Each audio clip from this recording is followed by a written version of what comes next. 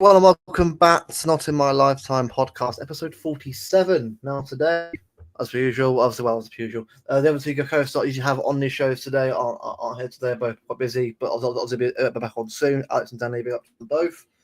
I'm here with Alf, absolute legend himself, a guy that I've been sort of collabing with now for a couple of weeks on his channel now. He hasn't been on it. I thought I had to change that and get him on now. So here he is. Alf, how you doing, mate? I'm doing fine, thanks for asking. It's cold in my room, but otherwise, I'm chilling. Yeah, exactly. It's not the best over here right now either. It's a bit cold and warm-ish over the UK, but since Belgium, it's the same sort of thing, isn't it? Yeah, it's the same sort of weather, especially in like West Flanders. Like West Flanders is just like London weather-wise. It's hot. Yeah, exactly. Yeah, exactly. What we'll do, right? So the title, as it says, right. Well, now I know both games have been done already, been talked to death by other channels, and probably by myself Alf anyway. We're going to go over the news specifically that's come out about certain players, and we're actually going to go over it and go over certain players that aren't done really well this season, but also have a chat and sort of really come to discuss whether some players actually need to stay, go, that kind of stuff. Obviously, we also get the chat as well. More of a conversation, because at some point we got to do it, and we'll bother to do it now. But before we do that, the chat, big up Steve, hope you're doing well done, my friend. Big up Chad, hope you're doing well, mate. Big up Daz, obviously he's in our stream quite a lot, obviously over here with us today. Big up you, mate. Big up Steve, big up other co-host, mate, hope you're doing well, and big up Manchester as always as well. Let's get into them. So, news. It's been a bit mad. I've been a lot of rumors now. News has been a bit interesting, I suppose. I see a lot of stuff going down about words right now, and from the Bundesliga side, like when you do transfer news, right, you need to look at what are the interests of the selling club. Like, let's say you want Florian Wirtz. Who does Bayer Leverkusen want as replacement? Because oftentimes we'll be like transfer news going around, and it's absolutely no news about the selling side, which obviously isn't going to happen. When a player like Wirtz leaves, Leverkusen will want a replacement. The news is their replacement, they want McAtee. So as the club that has McAtee, we have a big advantage in those talks. If we offer them McAtee and 120 million, and Wirtz wants to play here, I think we can probably make a deal with Kevin De Bruyne to stay another season. I'm not sure if we can get him to lower his wages, but if we can, I mean, Wirtz, his favorite player growing up was De Bruyne. He will love to come to us, I think. We have the upper hand in negotiations if the reports about them wanting McAtee is true. So, transfer news, I'm always skeptical until the transfer is announced. Like when Fabrizio Romano does his thing, even then he's sometimes wrong, actually. He deletes tweets sometimes and he gets it wrong, but he has gotten things wrong before. So I am skeptical about any transfer news. It's entirely possible that Echeverri arrives here and he's incredible, and then we're like, oh, why would we need Wirtz? It's entirely possible that it's not that good, but I won't say anything about transfers that quickly because it's just a lot of contradicting news. That's my problem. Too early. A lot of fake news. Yeah. It's right. It isn't even March yet. It's too early. Like, I mean, I'm not. For me, right, get through the season, get to the FA Cup still available for us, top four. Look, in terms of everything else, right, I don't really care. The reality is, I want to finish strong, get some form together. If we can win the rest of our games from now to the end of the season, right, I'll be happy with that. At least that way, you know what? Title. Then again, I didn't ask for it anyway. I didn't ask for another title. I think the game against Tottenham and the game against Forest are the last two difficult games we have left because I've gone through this. So we could go and win like maybe 8 games in a row here at the end of the season. So I think that's very possible. I think we should be top 4 comfortably, even if we're not. England is doing very good right now in Europe, except for us. But overall, England is doing good in Europe, and we are picking up coefficients, so we could get that extra Champions League spot. So finishing 5th, I want to get top 4, even if 5th is enough, just for like pride. But finishing 5th is enough. Now, I think we will comfortably finish top 4. So I don't think we need to worry about getting Champions League. We will get Champions League. No matter how bad we are, I think we'll get Champions League. Yeah, I mean, I think the Verts thing's a hard one because right now we have to, it's as much as we want that. I think Verts definitely it's possible. It is possible, 100% possible, but it's hard transfers right now when we're in February. If it was like April, May, fine, crack on because it's near the end of the season. But we still got a whole 2 months left to go. It's like I can't really. I know our run-ins like FA Cup and Premier League right now anyway, so there's not really much to go on. In terms of I guarantee you, so. I guarantee you, Florian Wirtz, his manager or his agent, will be talking to all clubs right now. Like he's talking to Real Madrid, to Liverpool, to Man City. He's talking to everyone right now, for sure. Yeah. Big up, mate. Yeah. To be honest, mate. To be honest with you, right?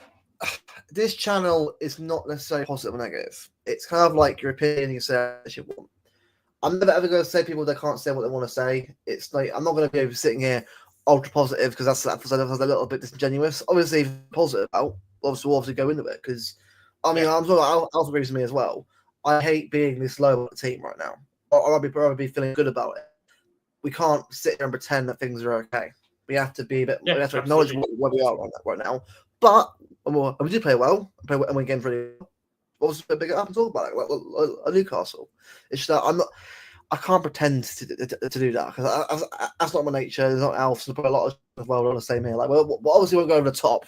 Ridiculous. Obviously not because there's no point in doing that. The thing is, right, the Pep conversation, and I said to Alf before about it as well, right? It's Pep, I understand what it's been through because he's had a very difficult season of behind the scenes, obviously divorce and that. I get how that can be. So, for me personally, I'm fine giving him seasons, but next season's where he's really got to get back together again.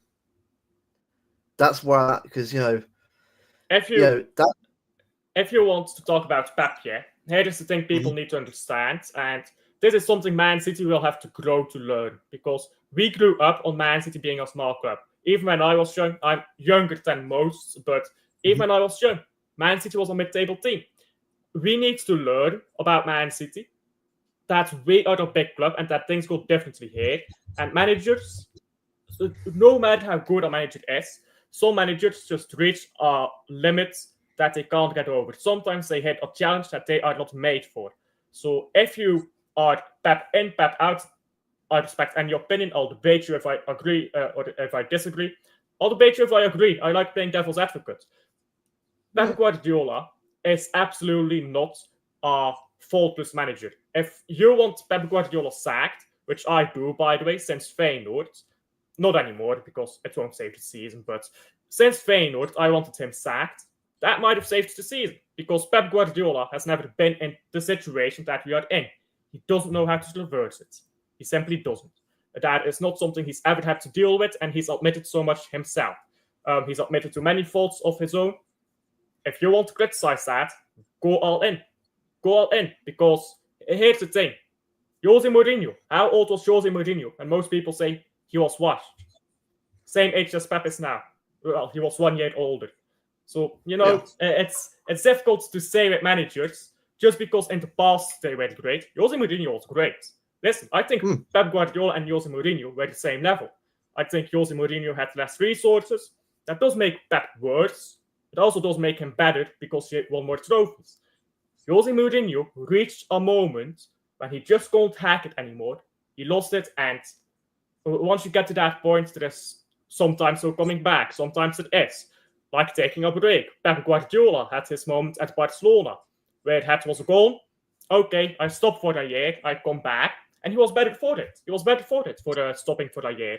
So, thinking Pep has to go, if you call that foolish, I'm sorry, managers don't have credit in the bank. That's the truth. Credit in the bank doesn't exist in top football or in any top sports. Yeah, look, this is the thing, right? Look, they're wrong, right? Like, it doesn't. I think this kind of debate, right? People need to understand when you say that you're not saying like fucking don't. But the season's been like you definitely could handle the season a lot better. Because you understand that. Like, obviously, the injuries you can't help. No, we're not saying that. Not all of them. Some of them are of our own making. Like Rodri, we knew he was on an injury. We should have been prepared. But like Oscar de Bob, you can't do anything about Oscar de Bob's injury. Haaland's injury, I mean, that's just very unlucky. But some injuries do happen because you overplay players. Angie Stone, yeah, it's been yeah. Look, that's down to for me the summer recruitment, which we all know is the issue as well. Like, look, and that is on Pep fully. Also, it was part of it, but also the board as well for not pushing a bit more and getting new players rid of. Again, if I'm going to be fair to the board here now, if I'm the board and Pep Guardiola has won you a treble, I would say, okay, I trust you. As a board, I want them to listen to the manager because here's the thing. You can have a board like Chelsea's board that doesn't listen to the manager. They're just like, we're going to buy players, we're going to spend money. And the manager is there for a reason. He's there to advise you. He's there to tell you how to manage your football club. That's why he's called a manager. So the manager is there for that reason. And I think it's a foolish decision by a board to completely overrule a manager. I think it's on the manager for getting that decision wrong when the board did try to push Pep to sign players and said, don't worry about money, we've got enough. I think that's more on Pep. You can blame the board if you want, sure. Board is not flawless. Tiki has had a few board windows, criticize him if you want, but I think that's mainly on Pep. I don't want people to push that blame onto the boards. No, look, for me, it's a collective issue. Rather than just one, but again, it's very easy to get bogged down on that. I think for me that's been sort of had to debate so many different times now. I think we all know what's gone right. It's how we move forward now, which is what we need to start doing now as a fan base. Obviously, the season's the season, but that's what it is now. Obviously, Bevo, about Viana has already reached out to agents of players he wants to get rid of, and exactly as I've heard that as well. Viana's going in already, which is brilliant. The fact that we're hearing news about players on transfer list already. Players like Diamande as well has been into the centre back. I like Diamande as well. He's a good defender at sports. Obviously, I'm not saying he's the answer, by the way. It's nice that we're actually sort of getting targets out there and we're looking at players already. That's a great sign. You're never going to know who's the answer until you buy them. I mean, some players you can pick some big name players. You don't know who's going to fix it until you buy them. So I'm going to give Viana his chance. Let's see what he can do. But if you're going to ask me how good is Viana at his job, I'm not sure. I don't watch Portuguese league, and he's not done it here yet. So I'll not say too much on Viana. Simply because you can look stupid no matter what you say. Yeah, exactly. Steve, exactly. The thing is, right, people need to understand, right, and obviously I'm sure he's in the chat as well, so we'll get to his comments in a bit as well. This channel is a positive or negative. The thing is, I couldn't do that anyway. Like, the thing is, if you're going off, if you're being totally negative, right, that's a really depressing way of looking at what you can't really be happy about when you win games. Whereas if you're positive, it's like you need to be able to understand of a reaction as a proper fan. I won't get it right. I want out, but we're football fans. That isn't our job to do that. Our job is to react to what happens in a game we watch. Like tonight, could win tonight. We win, great. We're happy with it if we beat Tottenham tonight. If we lose, we'll be happy. But that's how football goes. You can't base a channel based purely on being obviously that's fine. Like, obviously if there's something to be more positive about, of course. Like let's say it was like the last season right now. Like, right? Going for it still Champions League, Premier League it's a lot more people to be sort of positive about. This has been one of those years where everything could go wrong, which is typical. But then again, though, in football that happens. We won the treble and 4 in a row, and all the luck of injuries. And this season, it's what happens sometimes. It's football. You can't always get everything you want all the time, but that is what it is. Steve, facts. That is how it should be. Like, and look, if people want to, I know people want to go at you, Alf, and Alex, and people that their opinions, right? For me, right, you need fans that have different opinions. You can't just be the same hive mind. Absolutely. Like, if everyone agrees, then what's the point of having these shows? Why have these shows if everyone agrees? To tell each other, I agree. to nod your head constantly and say, yeah, I agree. No point doing these shows if you all agree. Like, everyone disagrees on some things. Yeah, to be fair, Steve, you're right. It was actually a big club in the final, like 70s definitely, and also 60s as well. But obviously, 80s, 90s not so much. But we were obviously I'll very disagree with big... that. I'll disagree with that. I think Man City is still a small club. And here is the thing. When we say big club, we're thinking about clubs of the stature of Liverpool. And I don't think you can call yourself a big club just because you've won one Champions League. I've said that about other clubs, and I'll continue to say that about Man City. Once we get that second Champions League, now you're a big club, because now you've proven it's not a fluke. Now you've proven you can do it consistently. So I have very high standards for what a big club is. I think you need at least 2 Champions League titles to be a big I think club. we're a big club. We're a big club, 100%. That's. I think even before we're a big club in England. We're a big club in England, but not on the global stage. Yeah, but that's fair enough. I mean, I think we know that now. Well, I mean, for me, no one is chat. I think what's it means to probably more different in the I think even before we were actually good, we still going over FA Cups and obviously going over leagues, but it was way obviously the past. But like Sunderland, for example, a lot of the teams that haven't won, Everton, for example, their club have a lot of history behind them. Just haven't won stuff for a while. Like Newcastle as well, another team as well. So it's kind of like in England, doesn't Everton have 10 league titles or something? That's the same as us. I might be wrong there. Let me look up how many league titles they have, because I might be waffling.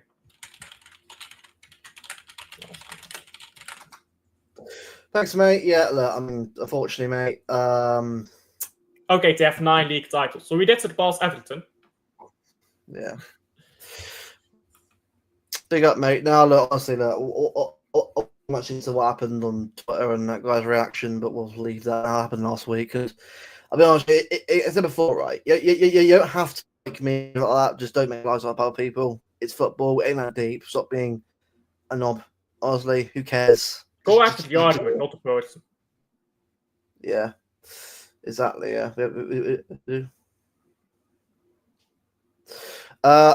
On the channel, he's a weird one. On the guy part of the channel, he's a guest. But yeah, we are not a small club. 4p. No, look, no. What you mean, mate, is we're in terms of in terms of England, we're a very, very big club now. We've won 4p. So we are a big club in that regard, 100%. I meant like in Europe, when you compare it to Real Madrid, when you compare it to Liverpool, Man United even. I mean, Man United's in the gutter right now, but let's be honest, they still have 2 Champions Leagues over us. So we are a big club in England, but we're not a massive club. Come on, massive. I mean, this is where we get into debates over what does massive mean. When I say massive, I'm thinking like top 10 clubs in the world. I mean, we are massive financially, we're the strongest club financially, but like history, we're nowhere near some of these clubs. And I think Man City fans need to respect that. I think you need to respect that, because if you want to become a massive club, which I think our board does want that, then you first have to acknowledge that you're not there yet. You have to acknowledge, okay, we're lacking this, we're lacking that. That's fine, but no, that's fine. The thing is, right? I mean, people don't need to context. I know what you're saying, because if you said club overall, like that's not true. It's not. Yeah, we have true. But yeah, regards to Europe, we've still got a long way to go. But then again, with Europe, it's not as easy as people think it is. You actually have got to do quite a lot of establishment. But our first one, treble, was an unbelievable achievement. No matter the fact that Madrid haven't won treble. By the way, if you had won that double treble, which we were very close to, we were like 2 games away from winning that double treble, I think. Because if we beat Real Madrid, I think we go and win the entire Champions League. Then that is massive. That's like the biggest achievement in club football, factually speaking. But the treble has been won by 9 different teams, 10 different teams. So I mean, it's big, but is Celtic massive? Would you say Celtic is bigger than Man City? I mean, some would say that. So that is my problem. A lot of English fans are arrogant about that. I'm not saying we're not a big club. In England, we're a big club, but English fans like to be arrogant to other leagues. And I find that very annoying. Like when our fans like to force a rivalry with Real Madrid because we've had a good record against them for a while. I mean, come on, we're not on Real Madrid's level. To be fair, I think the chat know that. I think we know. I think everyone in the chat, we know we're not that. But then again, I never asked to be ninja. We didn't ask to be that because to be that level of elite, you have to do that over 20, 30, how many years? And I think in our lifetime, we're going to get near to Real Madrid's number of Champions trophies. Oh, we'll never get that. We'll get a few. We'll get a few. We'll get a few. Yeah, we'll get a few, but Real Madrid is so ridiculous. By the way, before we get on to Man City, just a side note, because I've got cooked for this yesterday. If Atletico Madrid beat Real Madrid, I think they'll win the Champions League. Do you agree? Because I think they have a perfect Champions League squad. Right. Real Madrid, they've got a good attack. They've got no, Atletico Madrid. If Atletico beat Real Madrid... That's what I'm getting. I'm getting to that point. Yeah. Okay. Real Madrid beat us because they have a better attack than us and were much more consistent than us in terms of getting the chances of us. And also we're less right now with injuries and other stuff. I don't blame Marmouche for that. These guys are going to get a better team around them. I'm not judging them right now anyway. The problem is that Atletico Madrid are a much more stable team. Alvarez, unbelievable. Brilliant so far. Sorloth, brilliant. Another one is doing really well right now. I think for me, even if we got past Real Madrid, I think we'd have gone out to Atletico or Leverkusen personally. I think everyone in the chat knows that. I think even if we beat Madrid, I think the team overall just hasn't got enough overall to go win the Champions League this year. That's fine. We knew that anyway to start the season. Yeah. But last year was a better chance to win. That's why last year hurt. It was on penalties. We should Madrid. We should win the Champions League again. Yeah. If De Bruyne scored a bad, by the way, we would have won that game. Yeah, it's a shame because it's one of them ones that's hard because it's on the first time as well. When first time shots are hard to get right sometimes. Big up, mate. Thank you very much for that. Griezmann, do you know what? Griezmann's fair, right? World Cup winner. Is he eligible? Yeah. Das Silt. Tell me how you did in 2018 World Cup. I'll wait. Don't ask us. We've got to say final. Well, then again, I say you that might dissipate. You might dissipate. To be fair, in 2018, right? England. I didn't expect England to get that far anyway. Say far. To be fair, 2018, we finished third or fourth. Yeah, fourth. But we should be in Croatia, but we didn't. Yeah, because Croatia. You know what I mean? It's Harry Kane. It's Harry Kane. He's allergic to trophies as well. Harry Kane, yeah. Well, cool. He'll finally get a trophy on Biden. Yeah, that's fine. The thing is, right? I don't expect this team to win everything every year because the thing is, in football, you want your team to win everything every year. You want your team to do that. The reality is, in football, it's not as simple as on paper. The game, literally, football in general, when you play and when you watch it, football is not a game that you just do and win easily. Even the best teams struggle sometimes. There have been years where Real have lost to Ajax, but Ajax battered them 4-1. There have been years where the best teams have been battered and lost to other teams. So, for me personally, right? That one season, exactly. 22, 23, during treble season. Exactly. So, for me personally, right, we'll always call out the issues there are, but I'm never going to win every year. God, no. That was unbelievable. You have no idea how hard that was to do. That was hard. We did it, right? It could have been a quad. It could have been a quad if it wasn't for the League Cup embarrassment. Yeah, but I think that's... I don't like going out of trophies, and we never should intentionally go out of a trophy. But I do think if we get go through in the League Cup, we might have given up on the league title a bit because Pep Guardiola was already saying stuff about the league title around that point. So I think we will don't win the treble if we go through in the League Cup. But obviously, I prefer never going out of any competition. Squad groups are so difficult. Only one team has ever won them.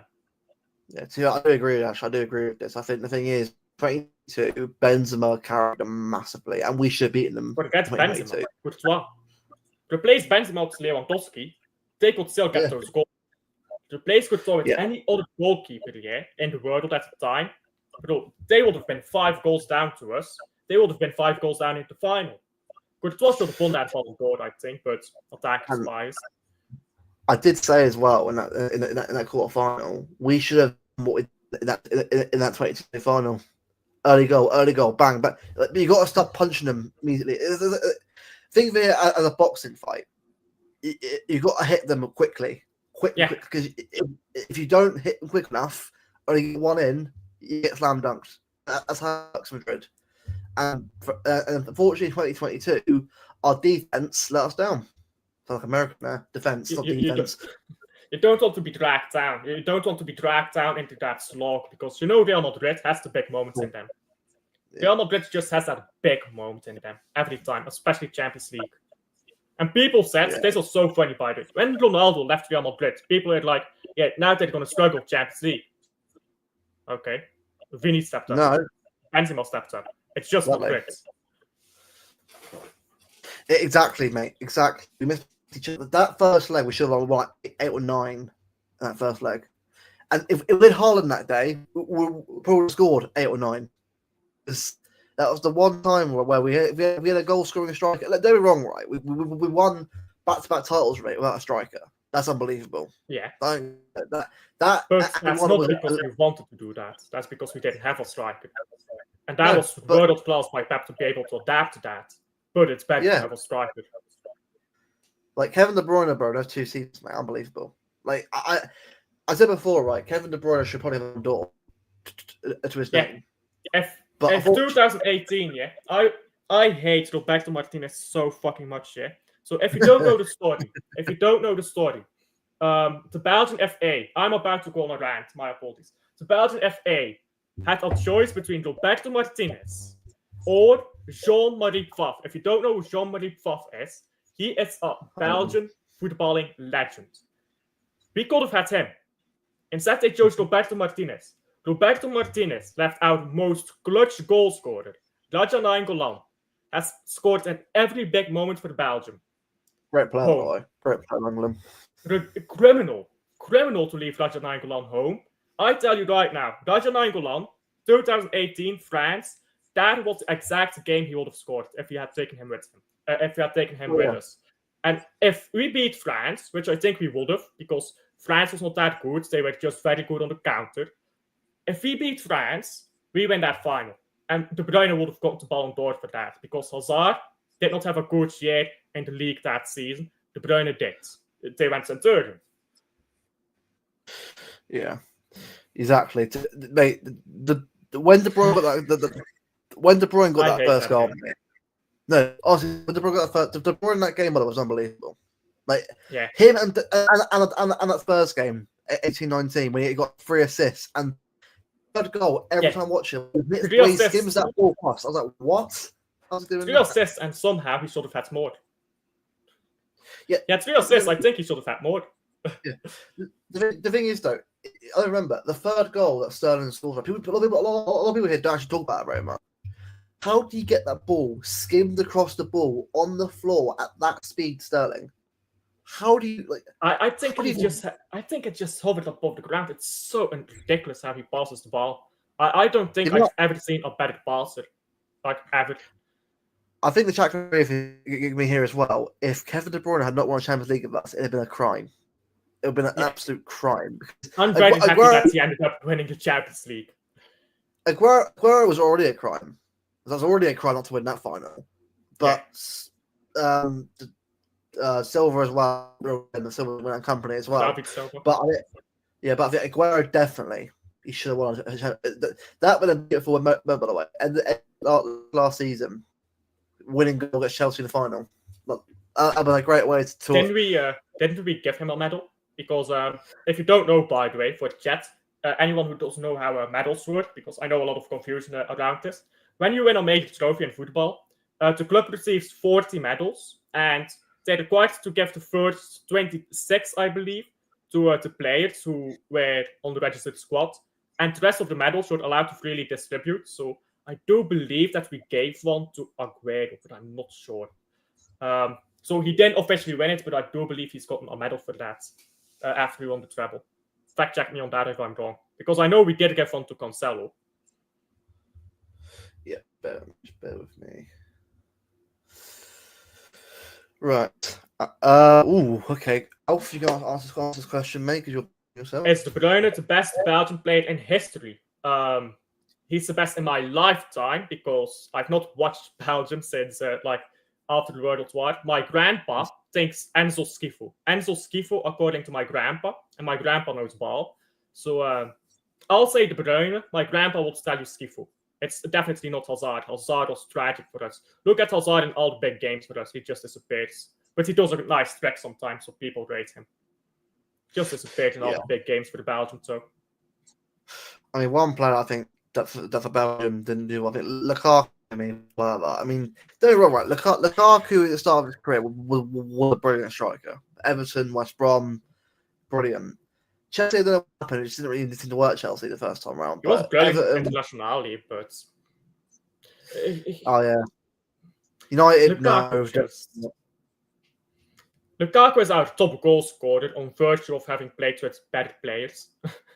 He's not actually that good, so. Yeah, but be up home, mate. I was doing well, mate. It's so sad that they finished now. Yeah, the thing is that if you're comparing Kevin De Bruyne to Salah, you're an idiot because they're both different players. Mo Salah's an out-and-out winger and will score goals because, of course, he will because that's how most Salah is. Kevin De Bruyne I think Salah.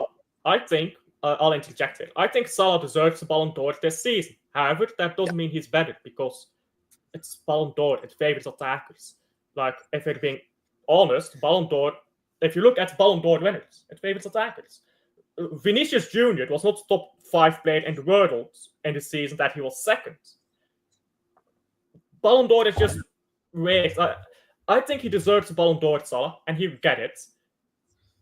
That does make him better than De Bruyne. What is his name? Rooney. He never won a Ballon d'Or. People consider him one of the best strikers in football. What about Thierry Henry? They consider him the GOAT of the Premier League. Owen won a Ballon d'Or. Henry didn't. It's not a great. It's not a great award to base things off. I was generally pissed off if Mbappe won it. Mbappe is some of the best players in the world. No way. Well done, get progress last right, but I'm sorry. Mbappe is declining very quickly. It's shocking. Yeah. Haaland, by the way, Haaland, I think he should have won by now anyway. Not this year, he won't, because it's not his fault, by the way. But he's been given a team that isn't anywhere near the level that he needs. But he should have won in 23. Messi, I'm sorry, no, that should not count. They should have said, actually, you know what? Haaland should win this one because Haaland actually deserves to win it. I won the World Cup, but really, the best player of the World Cup, really? Was he really? He was the best player in the World Cup, I think, but outside of it, he just didn't quite perform. For the league, he was decent, but let's be honest, Haaland, if you're going to say, here's my thing with international football. If Erling Haaland played for England, well, now he would have been in the semi-final. He probably does miss that penalty. He does miss a penalty that Harry Kane missed. Let's be honest. He was a good player, Sheaf. I don't remember what, but I do know of Sheaf. He was a good player. I think it's like in a way, right? I think it's like Colin Bell. As I said, obviously for us, right, we are not at all. Obviously who he is. Of course we do, because it's one of the best players for the club. Obviously, you know the name, but we didn't actually watch him, unfortunately. Which we're shame. I wish there was a lot more footage of him around. If there is people, let me know. Actually, we do want to watch a bit more of him, sort of understand, because I'm sure obviously back then, because football back then was different to where it is now. It's hard. You can't really compare eras really, because look at Maradona and Pele when they played. Compared to what players now, it's a whole different ball game now in comparison to where it same. You can't compare football when the rules change as well. You can't compare Maradona to Pele because the rules are so different. They played with 1-3-3 back then. You understand how weird that formation is if you see that in modern football. That doesn't exist in modern football. So you can't compare players from across eras, I think. You can compare players within eras where the rules are similar enough. But Maradona, when he played football, you could pass the ball back to your goalkeeper and he'd pick it up with his hands. That doesn't exist anymore. Yeah. That makes the game so much different. If you've ever watched, by the way, because most people don't know this, The full 1986 World Cup is free on YouTube. FIFA uploaded it. So you can actually watch Maradona against England. You can watch him against Belgium, where he destroyed us. Without Maradona, we win that World Cup, by the way. And that if you go, you had a good then. You have a team then. You have a team. And if you go to the final, Maradona against Maurits Lothaus, that is one of the best performances by two players I've ever seen. They just took each other out of the game, and they were both the best at their position then. Football was so different, though. Like it's so weird when you try to compare players from different eras. And I get why people do it, but like the rules of football are so different. Nowadays, if you're a fast player, you have an advantage because they can't pull players down anymore. Back in the day, do that in the 1986 World Cup final, what Mbappé does. Kicks the ball forward and runs after it. They will pull you down, and it's not going to be a foul. Mbappé will not complete any dribbles because his style of dribbling did not work because the rules were different. You can't compare players in different rule sets, different technology, different balls. Like literally, the ball is different. Yeah, Kane. Look, Harry Kane, right? I rate him as a striker, but I don't. The thing is, right? I think he's had one good like one world-class season in his career. I don't think he's world-class. He's just good. He's not world-class. So in the big games, I mean, like this, for Celtic, yeah, you got a goal at Celtic Park, right? But Bayern were terrible. But Bayern, I mean, I don't doubt is Daz a Bayern fan? That's a Bayern fan. Yeah, Dustin is a Bayern fan. Oh yeah, big up. Bayern for me, right? I mean, I can probably agree with me here. Bayern for me, right? We're lucky that Celtic couldn't put chances away because Celtic probably should have probably gone through that game. Yeah, they probably would have got it anyway, but Celtic deserved a lot more out of that game than Bayern. Yeah, because Bayern got away with that game. Must have got away with it. But Kane for me, really can't see him winning anything major. I mean, in terms of the league, maybe Bundesliga. Yeah. They'll win Bundesliga. They're 5 points clear, 6 points clear, and I think they have a game in hand. Yeah, we're. But you scored what, like 73 Bayern goals so far. The thing is, though, what goals have that actually led to, though? Well done for scoring 73 goals, but the reality is he's still nowhere near. He missed plenty of chances against Leverkusen when Leverkusen went invincible.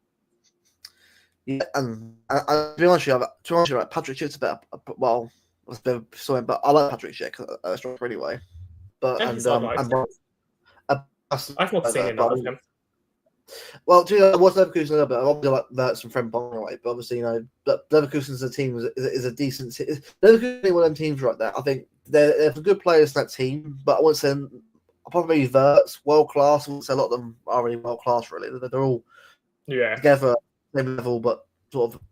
Granit Xhaka looked very good for them, but how old is Granit Xhaka now? By the way, isn't he like in his? Isn't he like 35? So yeah, he's pretty old. Yeah, exactly. He's 32. 32, yeah. Also, I think someone just shared a actual. I think. Do you know what? It's a bit off tangent here, but I will get it up. Apparently, our home shirt for next season has been leaked. We've been off topic our stream, to be fair.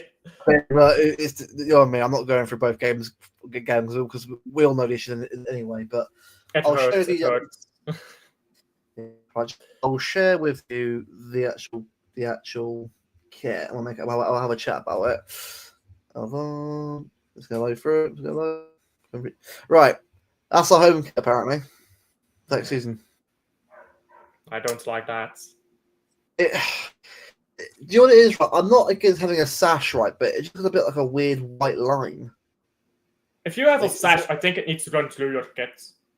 I miss when they had sashes just run through your kit over the shoulder or out on the back. They need to do that if you have a sash. Actually commit to it. But it's also weird.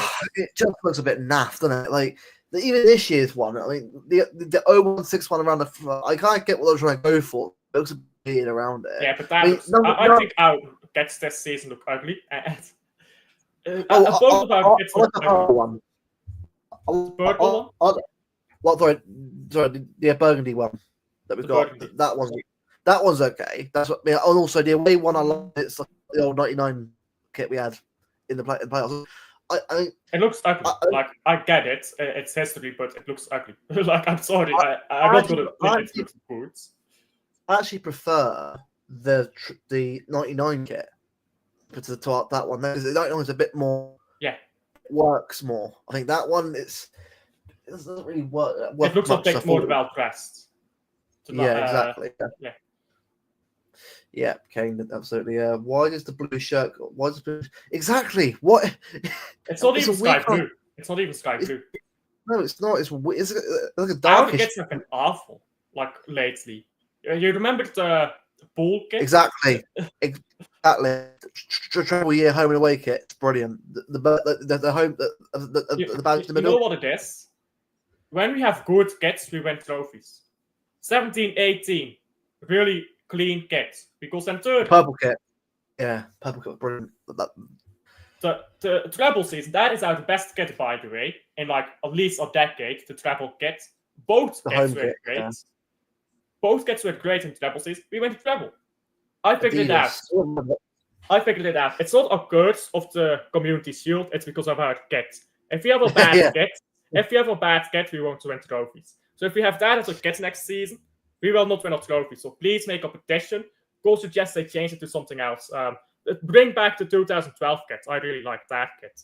Yeah. We'll bring that back. Yeah, big up, Bobby.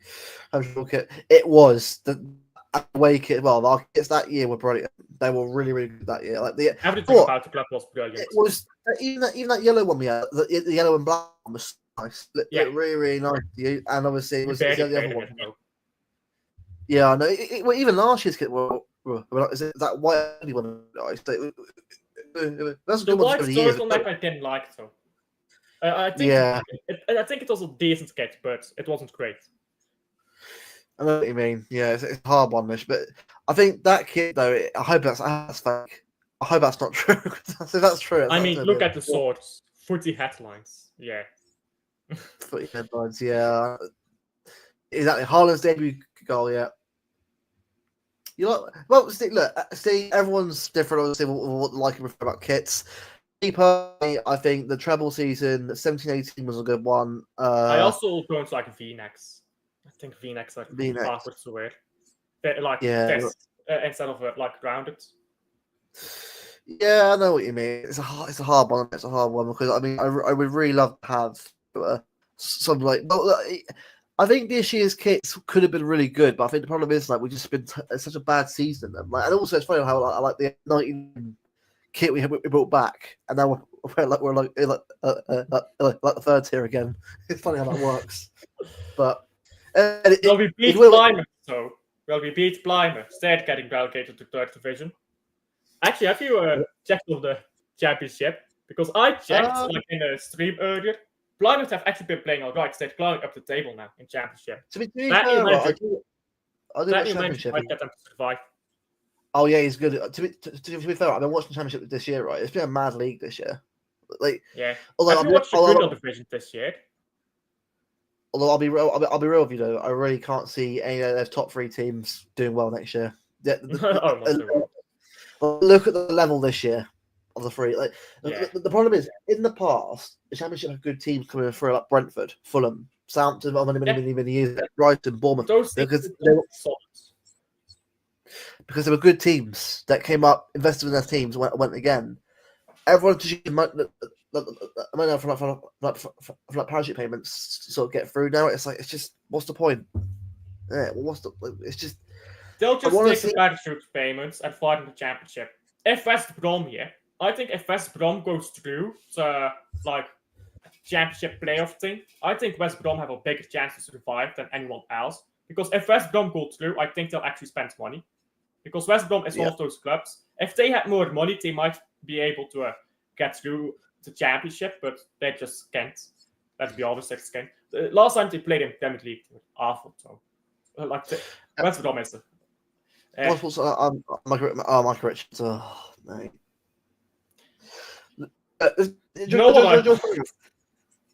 Joe's funny, right? He follows me on Twitter, funny enough. But the thing is, I'm not gonna lie. Michael Richards follows you? Yeah, don't ask how that happened. Followers me. Honestly, right, I didn't even like do anything. Okay, if you want to follow me, crack on. But I'm not gonna lie to you. How can the guy be an ambassador if he's saying I'm an Arsenal fan? Give it to you know what I want. What? For one season, this is the most best take you'll ever hear me say. I want Schmeichel for just one season to be the ambassador and then replace him immediately. Because that will make everyone mad. Man City fans, Man United fans, everyone will be pissed off. I need that. Yeah, the headphones no will one be amazing. likes Michael. No one likes Michael there at all. I mean, I like Capish Michael. He is a good keeper, but yeah.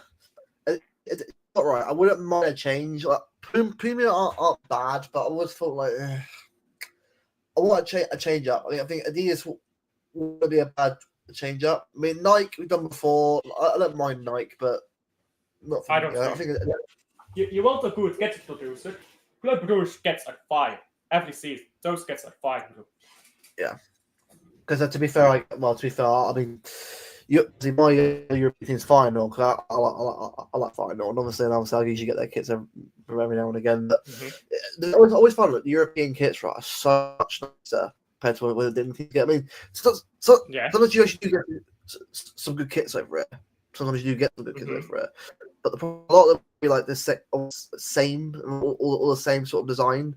Whereas if you go over to other even like the Dutch league, or you go to Spanish language, like Italy, so many. I love getting the Venezia's kits. Is it Venezia? Yeah. But they're really nice, classy kits. Like really, I remember one year I got a kit with like Burger King as the actual sponsor. It's like when you get that, that's way better the way we get over here. It's just so much more football. It's it's just. I feel like it in touch with the fans as well. Like when Club Brugge releases a new kit, exactly, you're better than fucking what because fans actually give a shit about design. When Club Brugge releases kits, they always are like, do the fans like these kits? Because we have scrapped kits before that fans don't like. But Brugge is just a better run club, I think, than Man City. Like not like in the financial aspect, but like. I think Brugge is a lot more in touch with the fans because recently Brugge also lowered ticket prices because we got to the round of 16 in Champions League and they were like, hey, there are more games, we didn't expect this, so we've lowered ticket prices for the rest of the season. Man City ain't doing that, let's be honest. Brugge will win the treble. And Zolis needs to start getting good again then, mate. Zolis has been stinking it out of the gaff recently. In a bit, mate. In a bit, mate. We'll talk about Tottenham in a bit. We'll talk. I just want to sort of quick chat about something else, but they are. And honestly, mate, I've already talked about that on Monday with I think for me, right, and I'll be honest, right. I mean, I've the membership to the games. I want to get a season ticket, but I can't because they don't allow them anymore, which is really weird. Like, I actually would go a lot every week if I could. But the problem is, right, the club don't do it anymore. Like, season tickets are literally the whole point of being a fan. Like, you go every season, renew your seat, and obviously you go every year. But it's now turning into like it's now turning into like everybody amusement. It is. But the thing, mate, look in Europe, right? Look in Europe, right?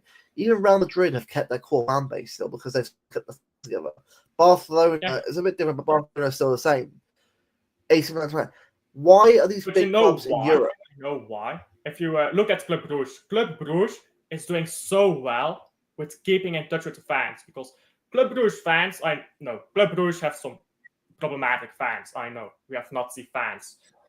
I'm sorry, West Flanders is very right wing. We can't help that, but we have done a very good job at keeping the fans engaged and punishing fans who misbehave.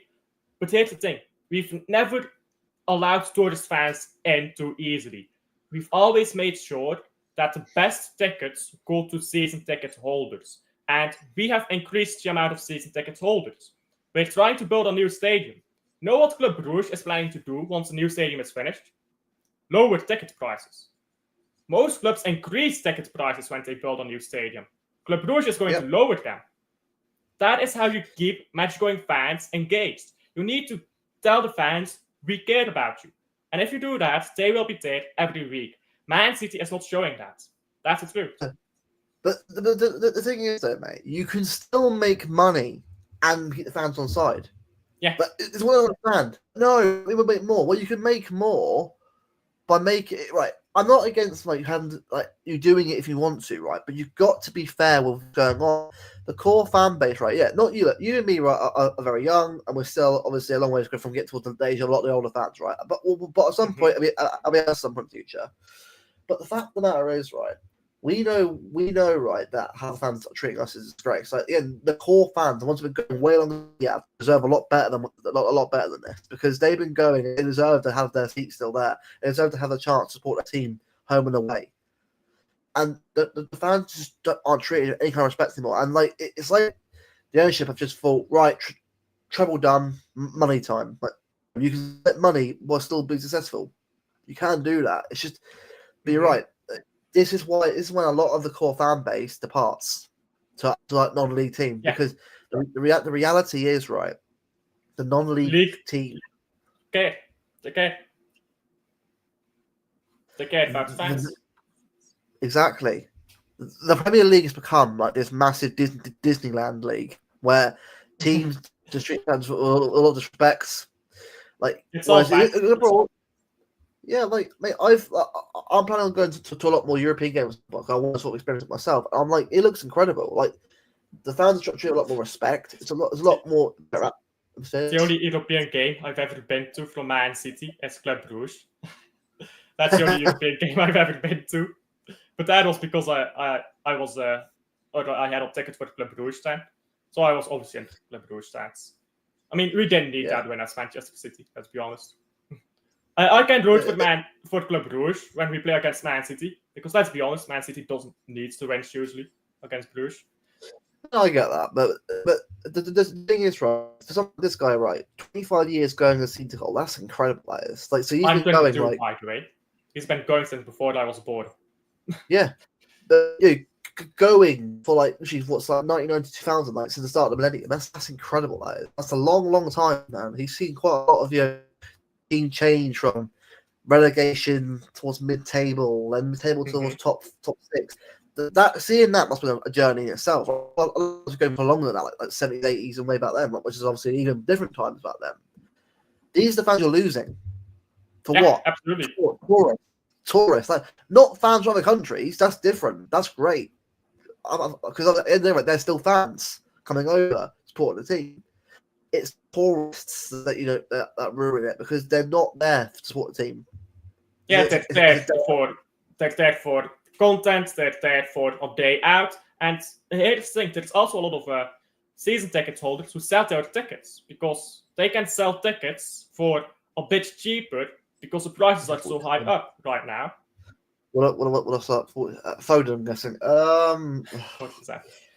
Well, from what I've seen, Haaland's injury is I don't like how they've kept that Haaland injury very no actual. It's always fine now. Well, why I'm hearing rumors that he's not fine?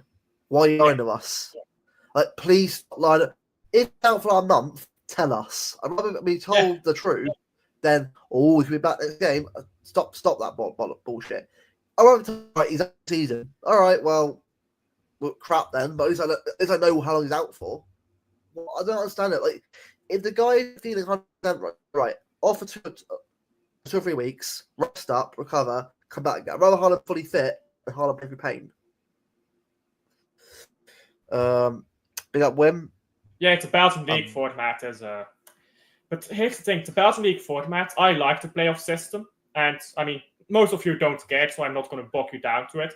The playoff system is the most misunderstood system ever because people don't understand why it's introduced. It was introduced because Belgian teams intentionally lost European games, which completely fucked up the Belgian coefficient because they would rather play in the Belgian League with their best team. If they remove the playoff system, they need to make sure that there are less games. Because if you have 34 games, playoff system goal, Belgian coefficient will drop. That coefficient will drop. So can't just remove that without having some other way to make sure that Belgian teams will continue to focus on Europe. Because as I said, once we get into the playoffs, Bruges will prioritize the league. Bruges will prioritize the league and throw away the Champions League, because league is more important for us. Yeah. It's like how we get to exactly that. I do not know. I get the preseason stuff. I get it. Like especially in America. Why don't you ever go to Africa? You have so many fans in Africa. Why don't you go there? Asia enough. Exactly. Yeah. You're right, mate. It always seems to be America. The Asia I get like now and again. What's that? Almost like they pay a lot.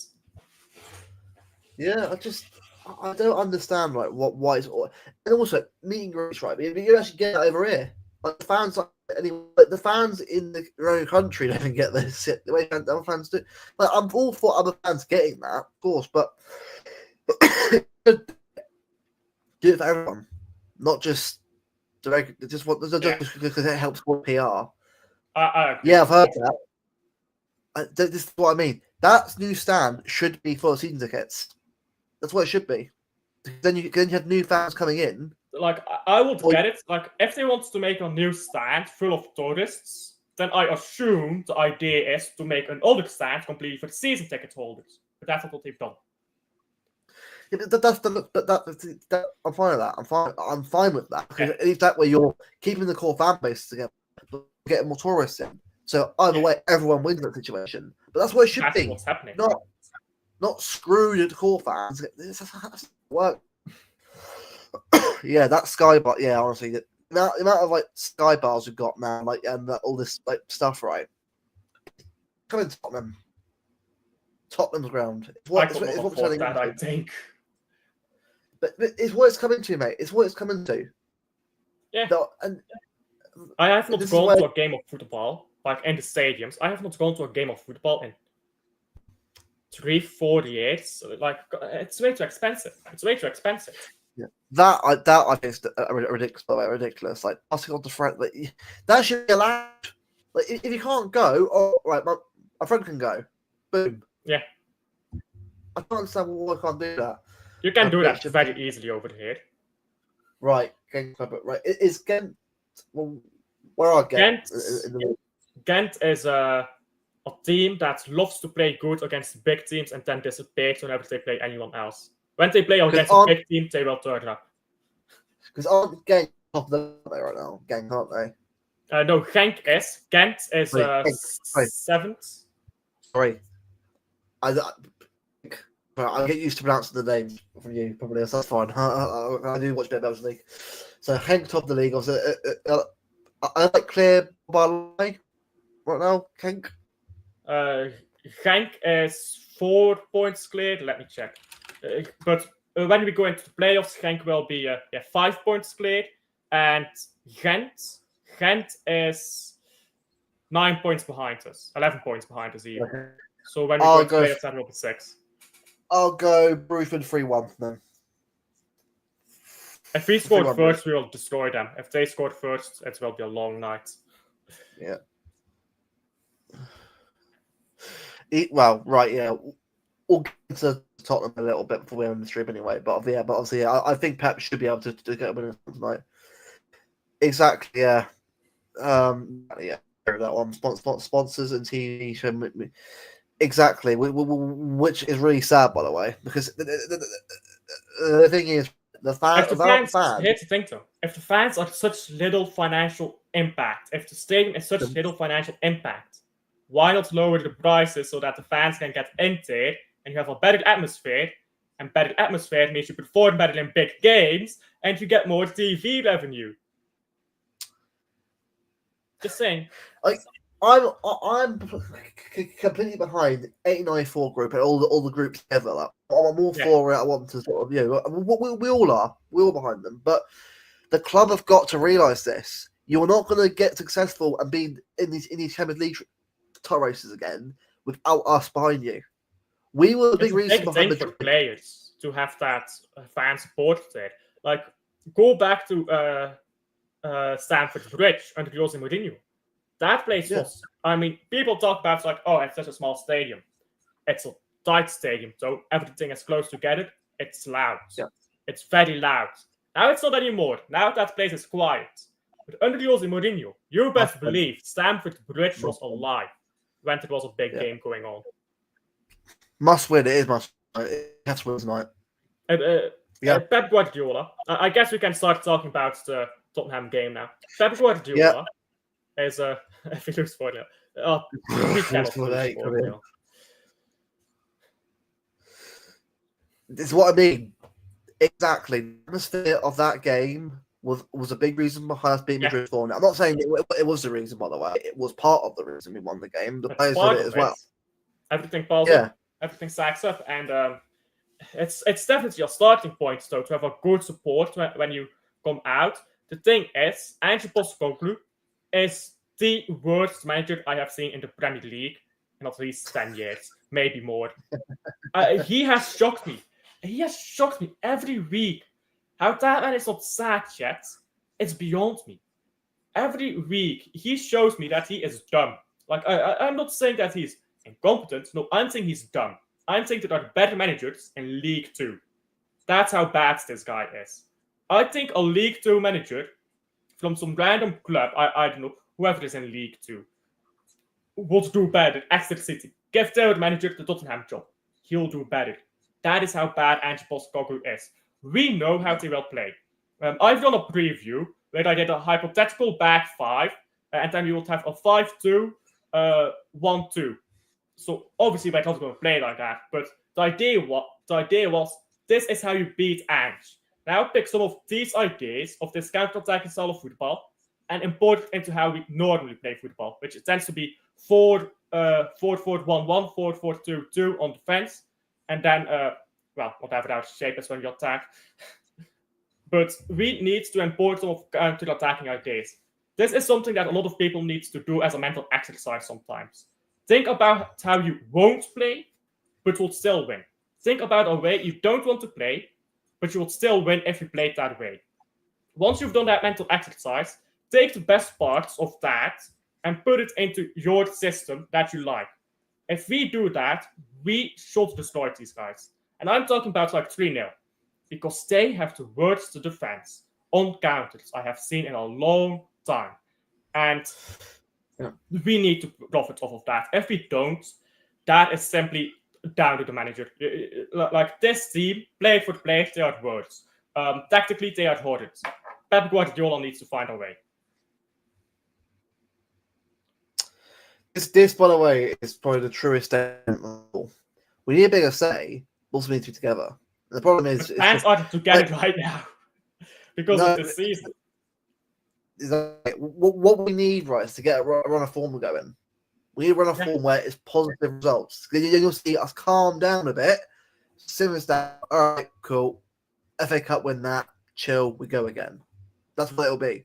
The more you keep dropping points and losing games you win, well, not Liverpool, not so much. Liverpool deserve to win that game, not us. But the fact is, we have to start winning games consistently again. We can't do. We haven't mate. This is right. I calculated the last 30 games, and that's going back to Wolves 1-2-1. Won the game. Yeah, and I was fuming, by the way. If you go check out my watch log, I was fuming after that game because there were a lot of issues in that game, which we have continued to experience throughout the season that I called out after that Wolves game.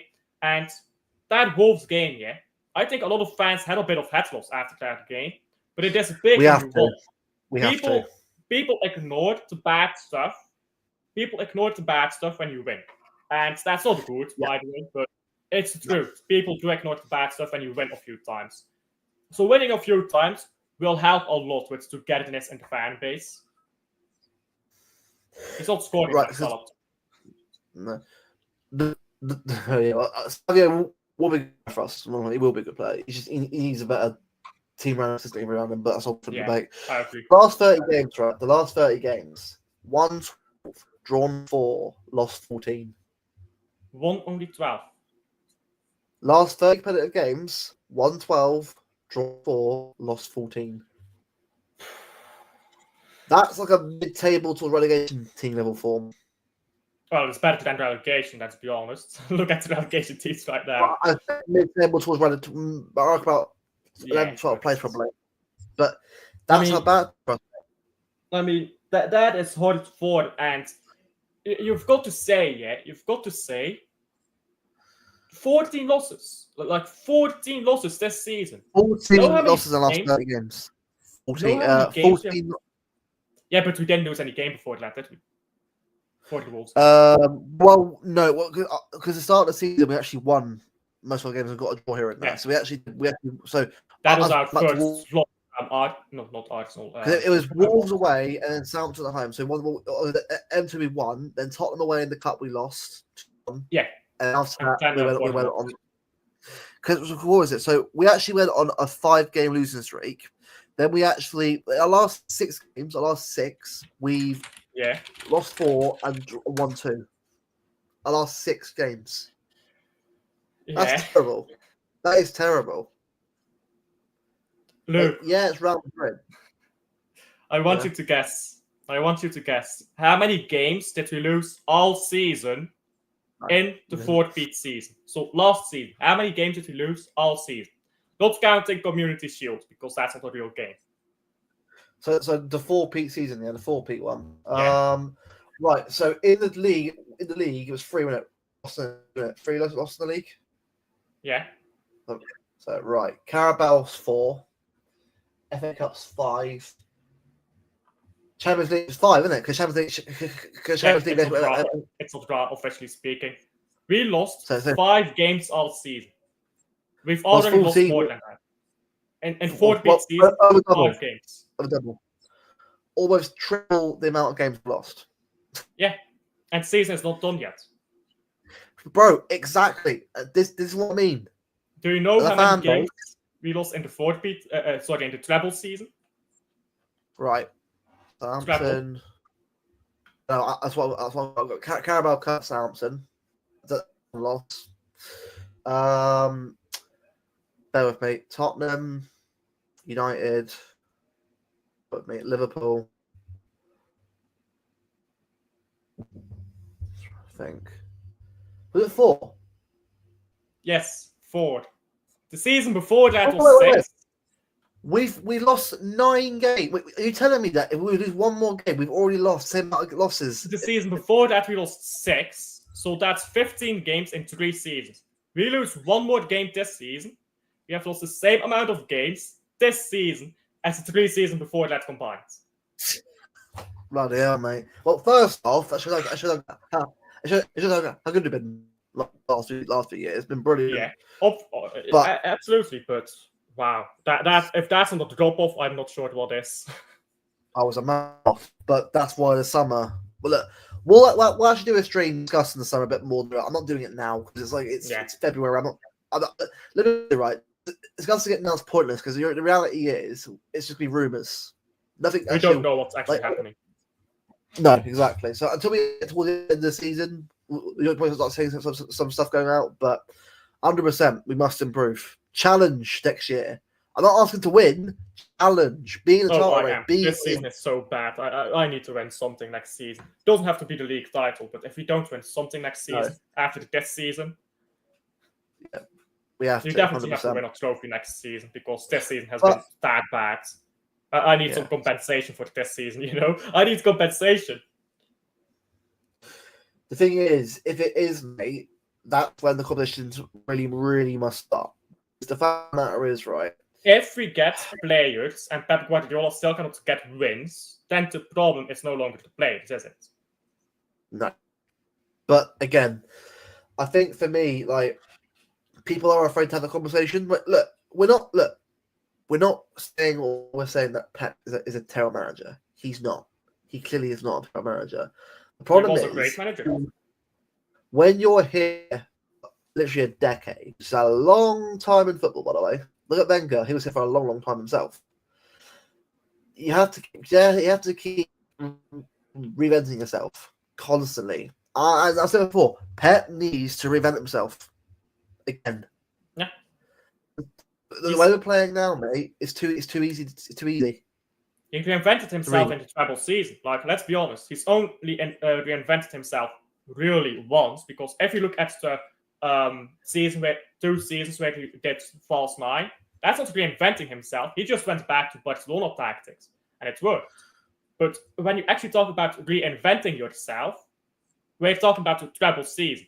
That was incredible. That is the best manager performance across a season I have ever seen.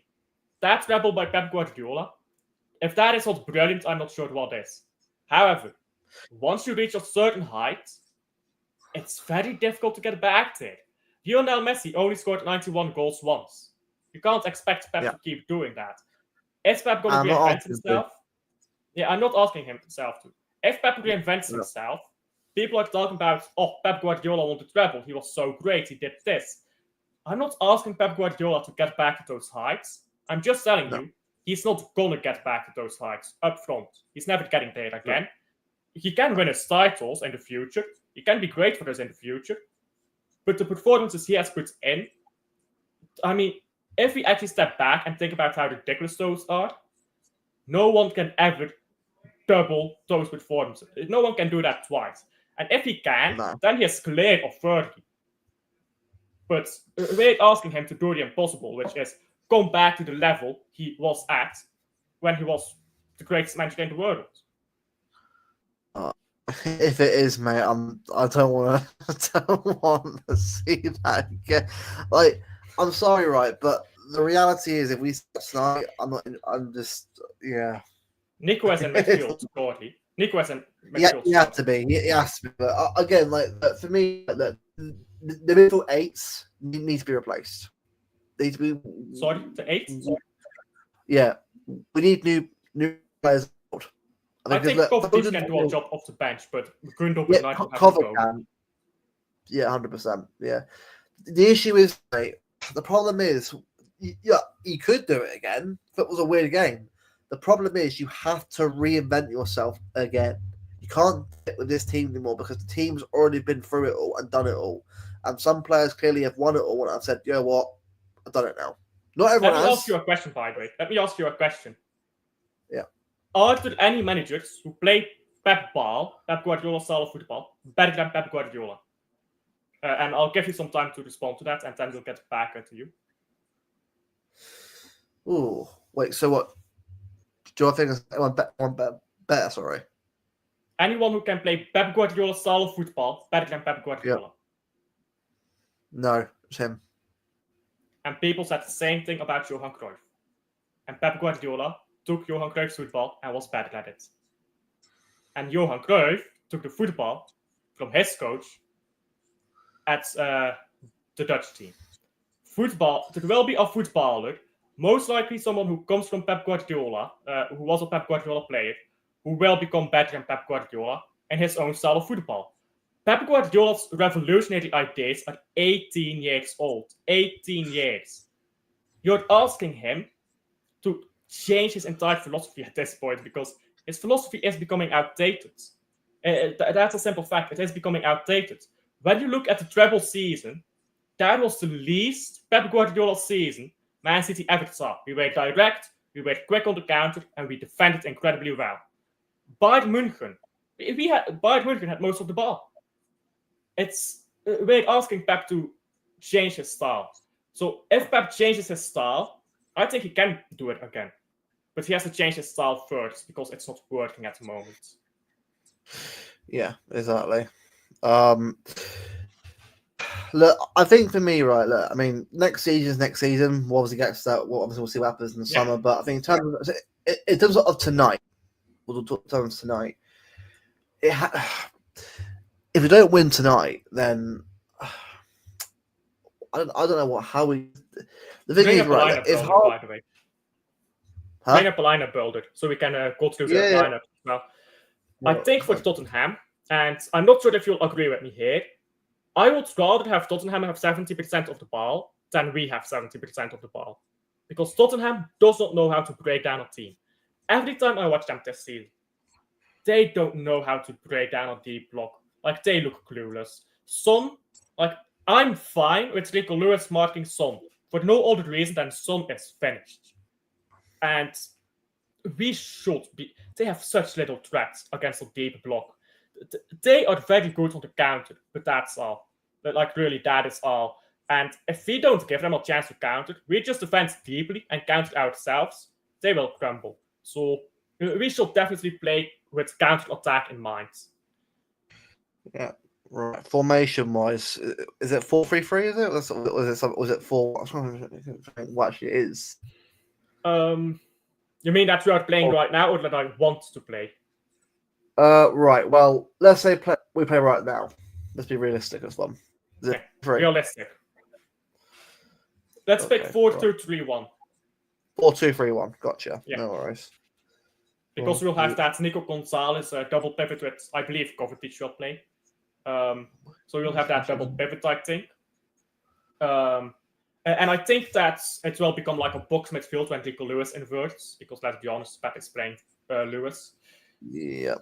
Because let's be here's the thing here. I don't mind Lewis playing this game, because in midfield he will be fine. And if you've not watched Spurs this season, you do not have to be afraid of Son. Like, really, you don't have to be afraid of him. He's not. They have bigger problems on the other wing with Brennan Johnson. Ederson obviously playing. Yeah. So it's a bit slow. Especially if you play counter-attack in football, by the way. He can lob a ball over the top. Isn't he the goalkeeper with most assists in the Premier League? He is now 6. Yeah, 6. Yeah. Right, so that's Ederson in goal. Right back.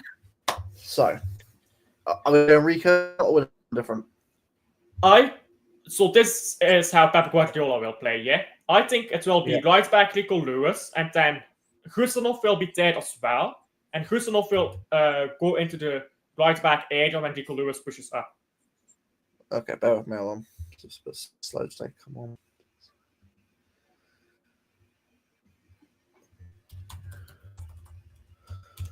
Husanov has been... By the way, I don't understand people who are on Husanov's ass. Like, he's not been great, don't get me wrong. He's not been, like, 9 out of 10. But he's been solid. He's been solid, yeah. Brilliant. Diaz? Yeah, I think Diaz. Just makes sense, doesn't it? Hold on, is it Ruben? Lima. Is it Ruben? Yeah, not Lima. Yeah, Ruben. Ruben Diaz. We can have Lima centre back. That's fine. Yeah, Lima. Guys. Right, so that's the back four. To be honest with you, that actually not bad. Really, actually, back four. Look, obviously he'll probably play up here anyway. Up here. Yeah. But it'll also go here for now. So Nico D. Obviously. And probably next to him will be Kovacic, right? It will See, be I don't mind that though. I don't mind conversation. Yeah, it will be weird if we can play Kovacic, I think, because Kovacic can drag a ball up the pitch, can't he? With Nico right to defend. Savinho, all right? I'm not sure. I would. Difficult, I think. I think we might have Savinho Doku, but I guess Savinho, but Marmoush will play. No, Haaland is back. Haaland is back, right? After chat, is Haaland actually back tonight, or is it confirmed yet? Because obviously we've heard rumours that it could not be tonight. It's not confirmed yet, which is annoying. Obviously, it's 2 hours before the game still, isn't it? So we still have no idea. Let's assume Haaland is not back here, but we'll do 2 systems, with and without Haaland, right? So if Haaland is not back, it will be Marmoush. Which I'm fine with. Marmoush is solid. Then Foden midfield and Doku. Yeah. See, I would go with Kev, right? It's just... Kevin Here is my thing.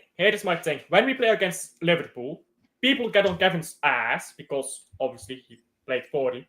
If you take out the 70 minutes of the game, just look at the first 20. Kevin played good, but he starts a game and he fades away. Just fades away, and that is the problem. He doesn't have the legs to start anymore. Off the bench, he can be good, but he can't start. I don't think he should average start again in a big game, should always be coming off the bench. Yeah. Right. So this is. I wouldn't mind this team tonight. What? Wouldn't mind it. I prefer Doku right wing and Salvinho left wing, but Pep will never do that. Okay. Well, Joe, what? Let's just say, you know what? For argument's sake, we'll do that. Yeah. Pep Guardiola has favoured us tonight. Yeah. So tonight, us to the bench tonight, or evidently, Juan Malino, it's you and me.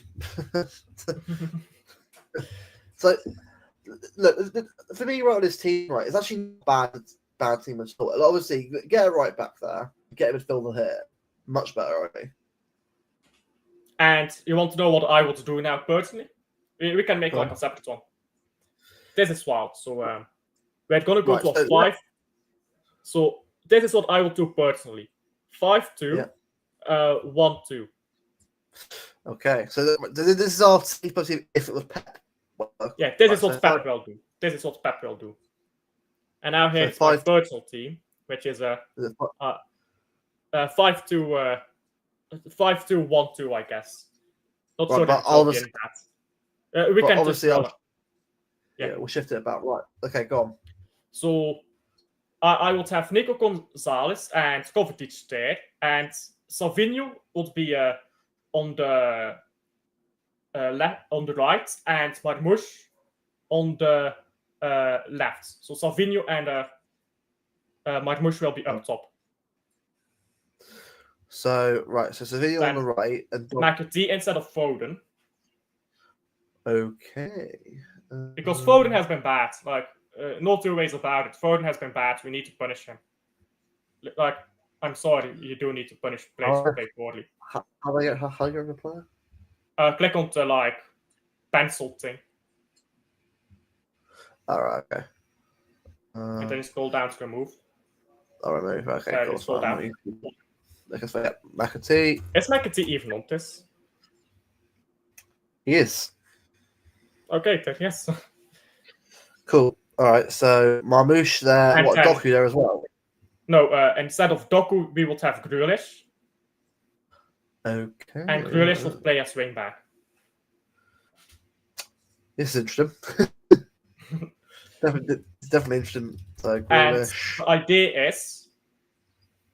idea is here. So when we're defending, we just sit deep and we allow Spurs to just have the ball. Let them have the ball. Make it tough for them. Grealish, he can go forwards decently. He can drag a ball up the pitch. He doesn't lose possession. But he's also decent in defending.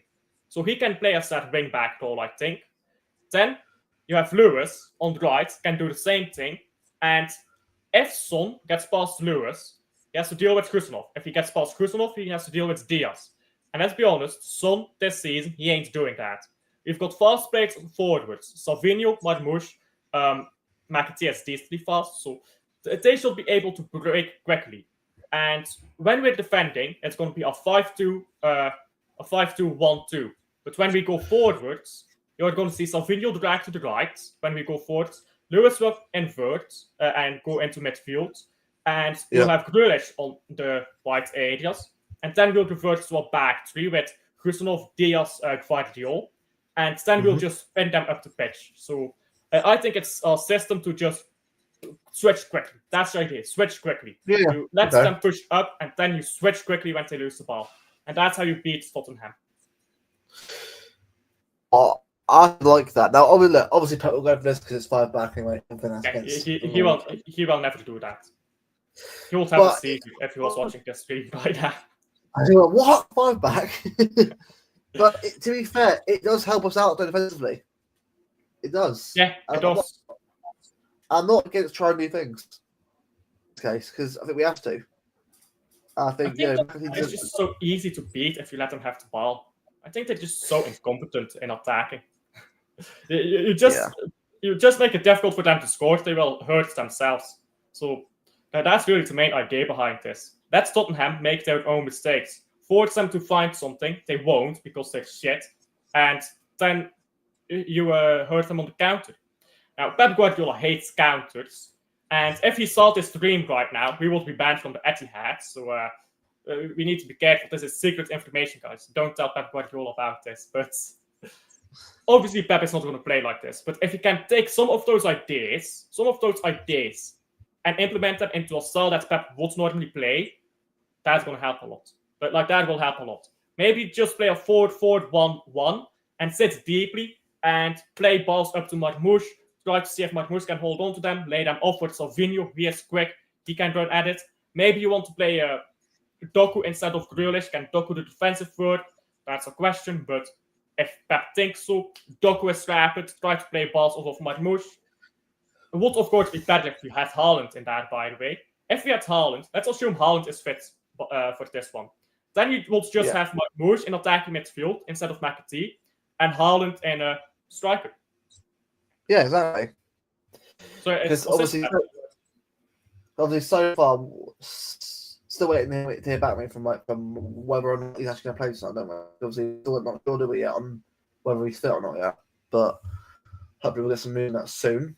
Hopefully, I have a feeling feelings that I run a bench night or not altogether. I have a feeling, although he's training again, which is good. It's good to see training again. That's a good. Mm-hmm. I think he's just training. I don't think he's I think he will be out for maybe this game and maybe the next game, but then I think he'll be back. Yeah, I'm right with Pep doing that. I'm fine with that. I'd rather not risk him either. Yeah. Because we've got after Tottenham and that, Forest and Brighton, we've got some good games after that. So we've got 10 winnable games. We could have a 10-win streak at the end of the season. Yeah, so I'm fine with it. Look. Oh, by the way, the FA Cup game is after this, isn't it? Yeah, Plymouth on Saturday. So he won't play anyway Saturday, so it's fine. So so really, rest is good. A bit of rest. So not too bad. But yeah. So that's probably good. Right, I'll stop the screen. Right, so let's have before we end the stream, we'll also have a quick chat about the game for more prediction wise. I think tonight, just don't be stupid. The last game at home, we should be at least 2 or 3 up in that game before we even got a goal. Yeah. Don't be stupid. Can be said about Man City all season long, though. Yeah. 100%, right, and that's the issue. We've got to make sure that we just get the job done tonight. I think it's 1-0 or 2-0. Yeah, 3 points from a match right now. Look, Chelsea are 4th right now, so we have to win tonight to get 4 back on top again. Mm-hmm. And also hope Forest and Arsenal draw, so we get them 2 near us as well. It's all about now just getting top 4 secured, even second if possible. Get second. All right, cool. We'll take it. On the go. Forest have lost 2 games on the spin. Wow, I wasn't paying attention to that. To Newcastle and Fulham, innit? Last 2 games. So yeah, I didn't pay attention to Forest recently. Yeah, and Arsenal, they look so bad without injuries. Oh my god! No, that 1 game though was the biggest injustice. Not necessarily of us being robbed of a result, by the way, because it wasn't. It was deserved loss for us, but it was.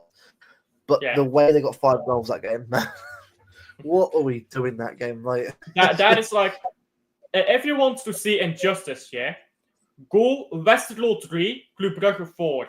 Westerlo scored a goal from 30 yards out. Then they scored a bicycle kick. Then they scored another ball where the player was onside by a hair, and he wasn't even supposed to be in that position. He was just walking back out of position, didn't realize the ball was coming into him. We ended up winning that game. You know what? We scored a goal by accident. We scored 2 good goals, to be fair. We got a penalty, and we got a ridiculous goal in there. We got a ridiculous shot from distance. But you know what the thing is, when teams scored on you from 30 yards out, replicate it. Do it yourself. Here's my thing. When a team shows up against you, and it's not that easy, obviously.